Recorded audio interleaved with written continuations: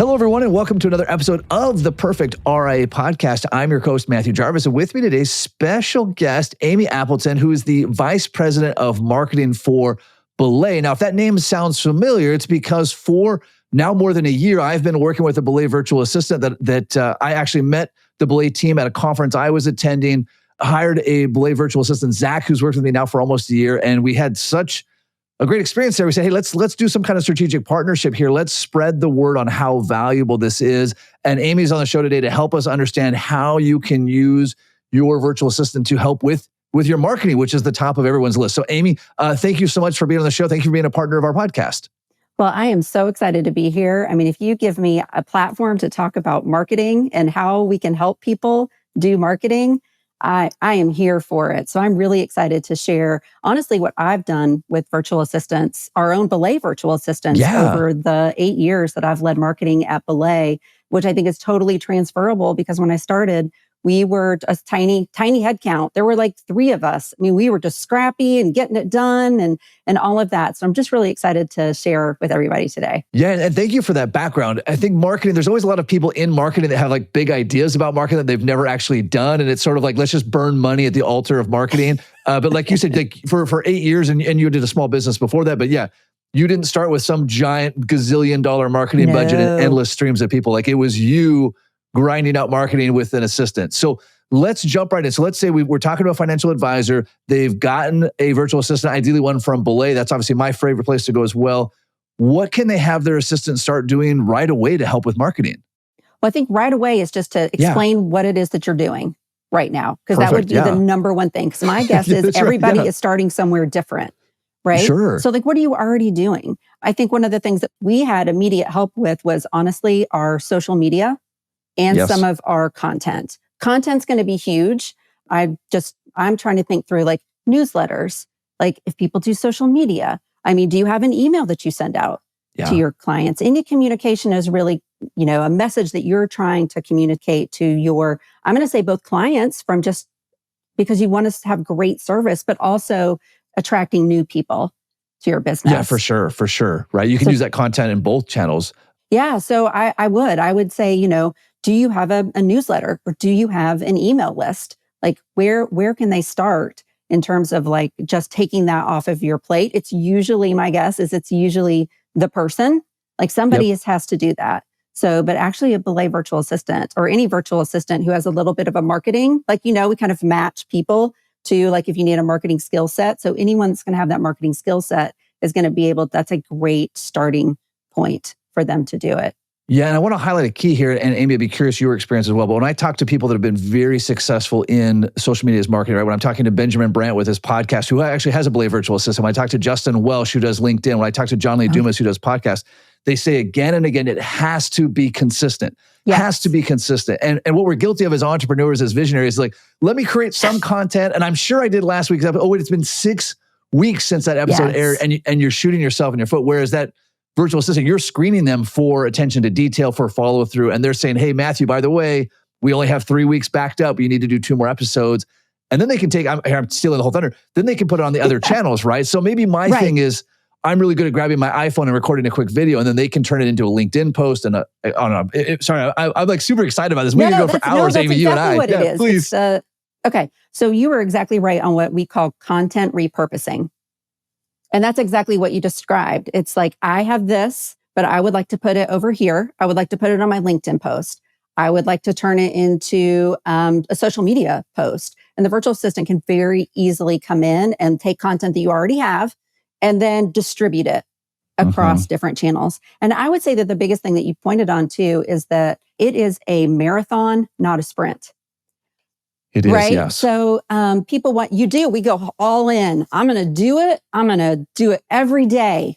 And then, life happens is what happens. Life happens. You get really busy with your clients and that one kind of falls off the wayside. So I just always like to say that it is a marathon, not a sprint. It is consistency. I don't know if you've ever trained for something or done anything. And it's just like one step in front of the other will actually make a world of difference. Yeah, and then to have someone who can pick up where you're going to burn out. So another really great social media guy, Evan Carmichael, who we've worked with, he's phenomenal on YouTube. He'll go out and he'll see something inspirational that he likes, right? He's scrolling through YouTube, he'll take a clip of that, send it to his team and say, hey, make this into one of our own posts, where I don't have that technical skill set. I don't have that ability. I might see something like, wow, I saw Amy on Belay say this, reach out to her, get permission to repost it, share it, et cetera. Your assistant could then go and do all of those things as well.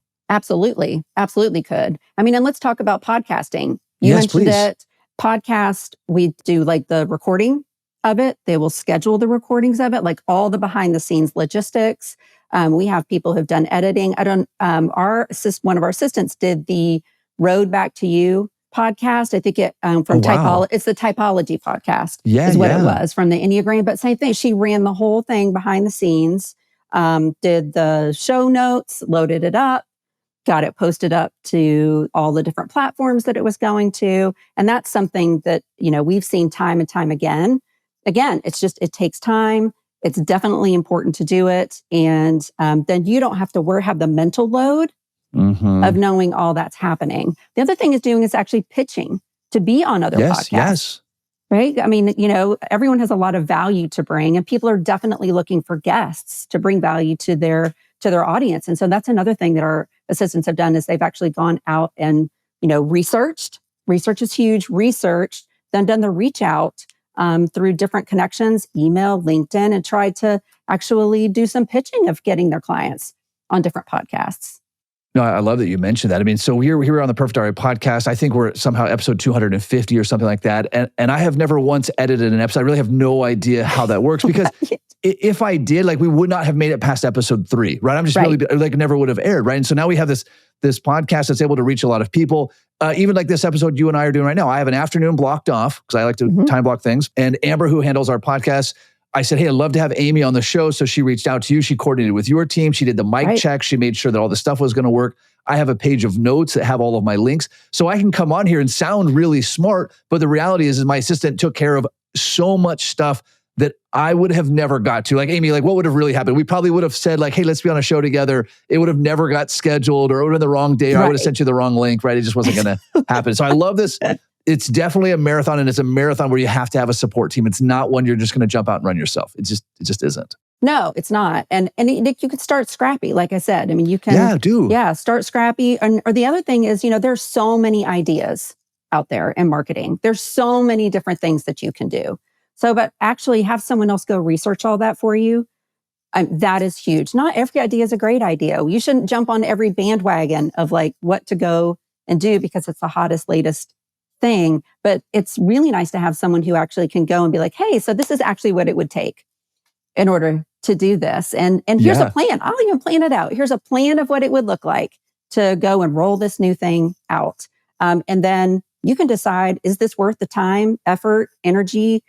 What is the return on that? And let someone else do that heavy lifting for you instead of you saying that's a great idea. Let's just go do it. And then you're, flying the plane and building it at the same time. And then you just can get to the end and you've executed, but you're like, oh, okay, now what? Yeah, now what?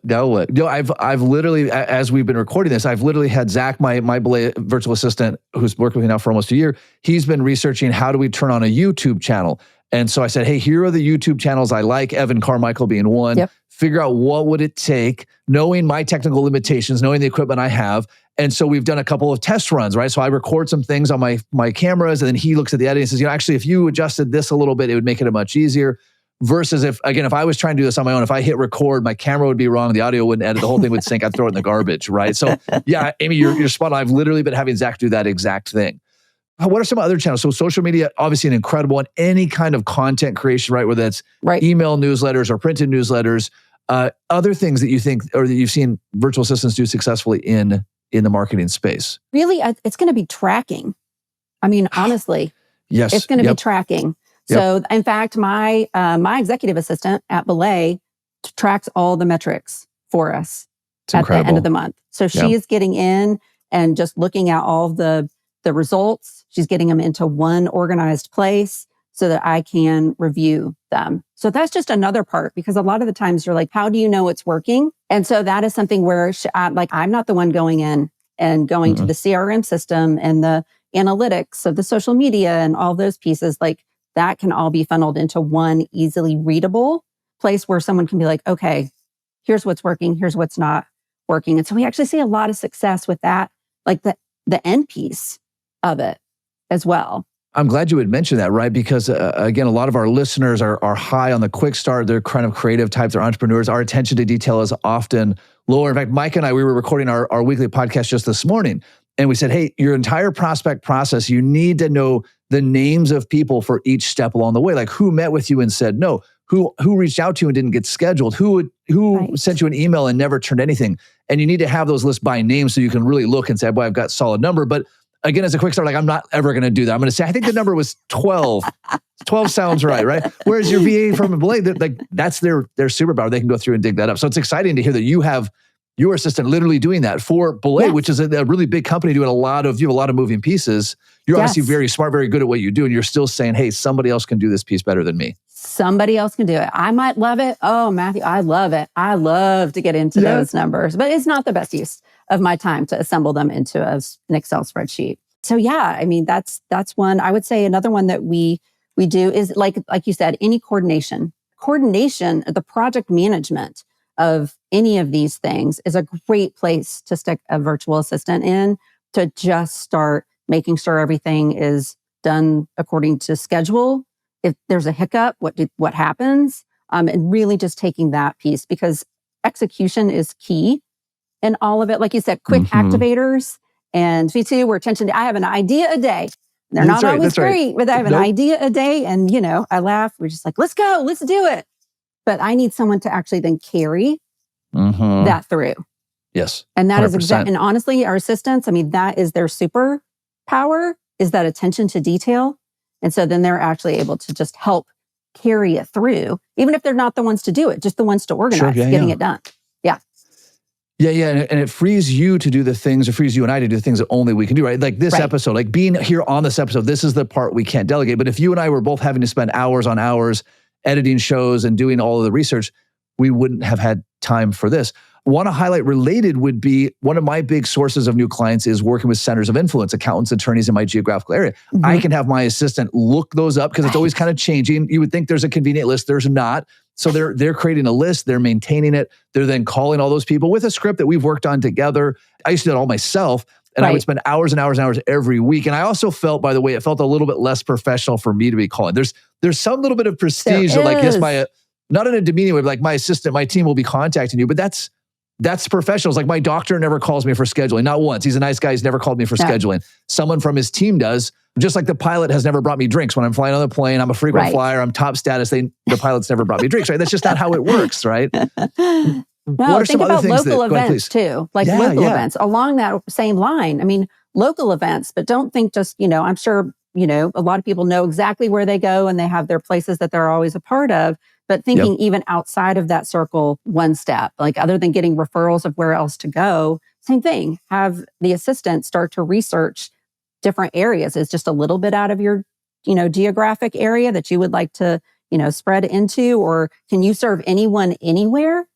And so then it's like, oh, how does that look? Like, and the assistant can actually go and do all of that research. And a lot of times it's just like, giving it like a detective, just like give them one, like people like this, and then just let them go and do the research to be like, great, I found a whole bunch of other people, places, events, chapters like that all over here. And here's your list of them. And what's the next step? What are we doing? Yeah, I'll give you a real specific example of that we do. There's in our community where my office is, there's a community hospital. There's not many of those left. Most of them have been gobbled up. But there's a group of us in the community that support this hospital. Now, there's thousands of people, by the way, that support this hospital. And so what I've had my assistant do is everyone who's listed as a donor, because they publish their donors list, look them up and let me know which ones fit our criteria as an ideal client.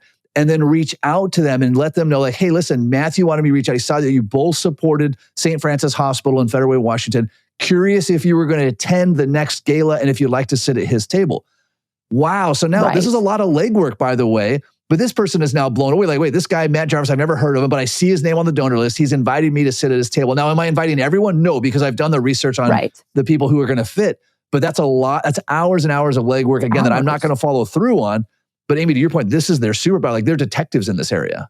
They are. Or how about the follow-up? How about the handwritten note nobody ever gets anymore that says, thank you so much. It was so great to meet you. Thank you for joining me at my table. I look forward to our, whatever the next step was that you discussed at dinner or didn't, or just like, it was so nice to meet you. And let me introduce you to someone else. And it's just that they can be that exceptional piece to just make it even better than what you would do on your own. Yeah, another area that comes to mind is I mentioned the example of the hospital, I do a lot of networking, and there's always people mention small things, right? Like, hey, my daughter just got accepted to the University of Washington, right? They mention those small things, and everybody just kind of dismisses them as a passing comment.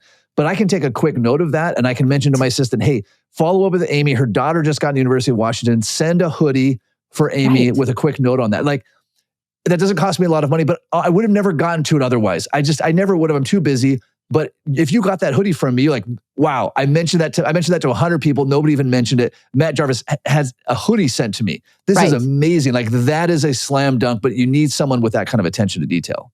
Exactly. No, that is perfect. And we see it happen all the time, in our own business as well. Yeah. We have them do that as well. So we got a virtual assistant, right? Do you want to have a specific weekly check-in on marketing? Like, what logistically, how do we, like, you and I just tossed out a dozen great ideas, and you can give me 100 more. Like, we could sit here for hours. How does this work on a day-to-day basis? Like, how would you implement this with your virtual assistant? I think it just goes into your normal one-on-one. Whatever meeting it is that has, you just actually put it into play there, and just get the follow-ups and the checkups and like, what are the next steps in that, and just build it into the routine, because it's a separate function. It's like, it's a marketing function, but it's really just a business.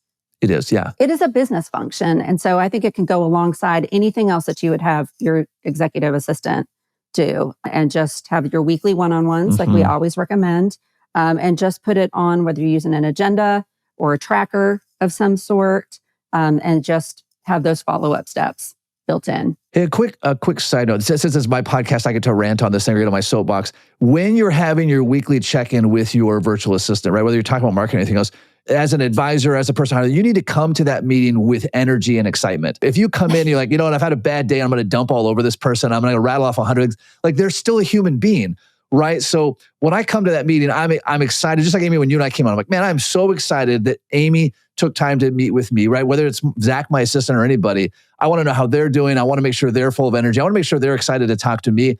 And then Amy, just like you said, we've got our agenda to go through. Here's the 4 areas we're focused on. Here's the tasks in each of those. And marketing might just be like, hey, let's brainstorm real quick. What can we do for marketing this week? Like, let's go back and listen to that podcast with Amy and Jarvis, and which one of those ideas can we implement? Yeah, I think that is so important, because, it's like the Chick-fil-A, everyone has a story. I don't know if you've ever seen that, but that is so true. You don't want to come in, especially in that situation, and kind of download to the other person. What kills the energy too. It does. It kills productivity. It kills energy. Yeah. They can't help you. They usually can't fix your problem at that point. I actually have 2 with my executive assistant, does the marketing reporting for me, but then does my calendar and the email and things like that. I do better with 2. Actually, interesting. Check-in. So we do 2 like check-ins. I'm sorry. I thought you had 2 executive assistants. Like, wow, Amy, you are next. That would be amazing. Holy cow. That would be. Holy smokes. That would be fantastic. They didn't tell me 2 was an option. Yeah. Yeah, it is though, Matt. It is. You can have 2.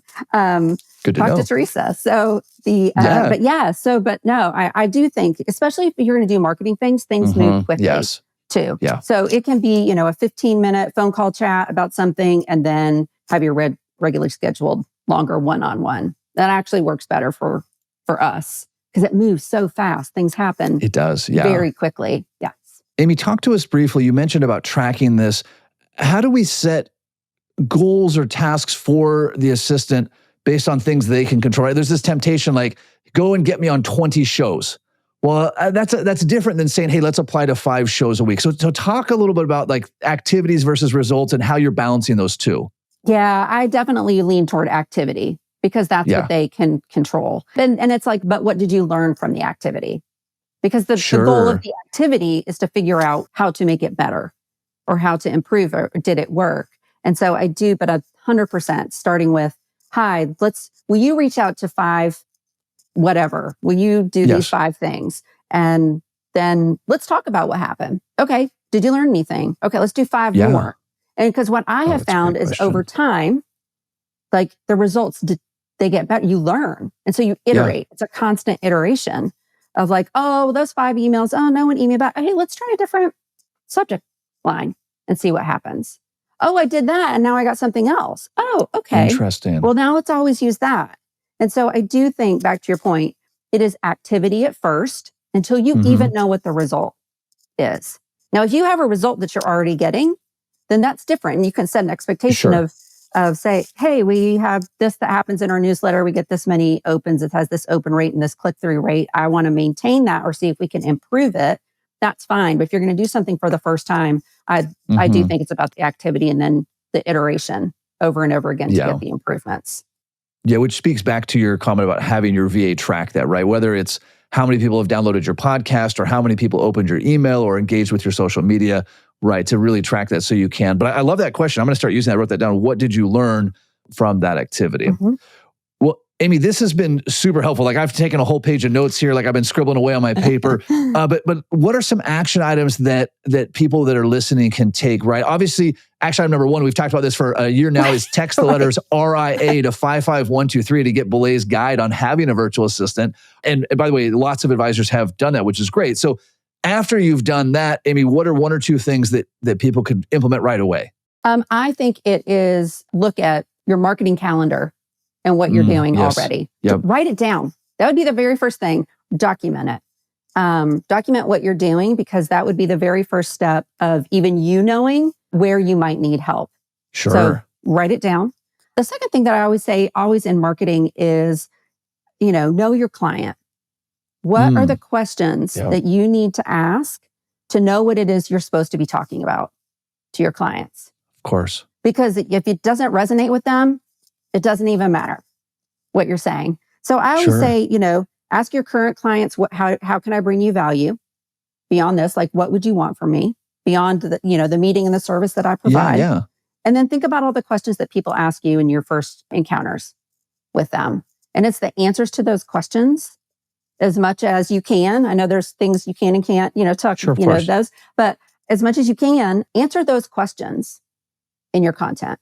That's what they're wanting to hear from you. And repetition is good. You should be so bored of saying the same thing over and over again. That's okay, because that's what they need to hear. It's top of mind for you. It's not top of mind for them. Boy, that's an entire episode that we could do right there. We have this idea, like I have to come up with 100 years of fresh content. Is like, no, you don't. No, you don't. Yeah. I have a side obsession on I love stand-up comedy, right? And so stand-up comics, like their stuff always seems really fresh, but they're giving that exact same syllable for syllable presentation hundreds of times, thousands of times before they update the material. And it's the same with marketing, right? It's a consistent message again and again. That's again a place where your assistant can come back. Look at my posts that had the most engagement, the most, and repurpose those and use them again. So exactly. Amy, this is phenomenal. We need to do another part to this episode. We're going to call this part 1 of however many it needs to be. This was spectacular. Thank you so much for sharing your wisdom. For all of our listeners, remember, text the letters RIA to 55123 to get some great information from Belay. And until next time, happy planning.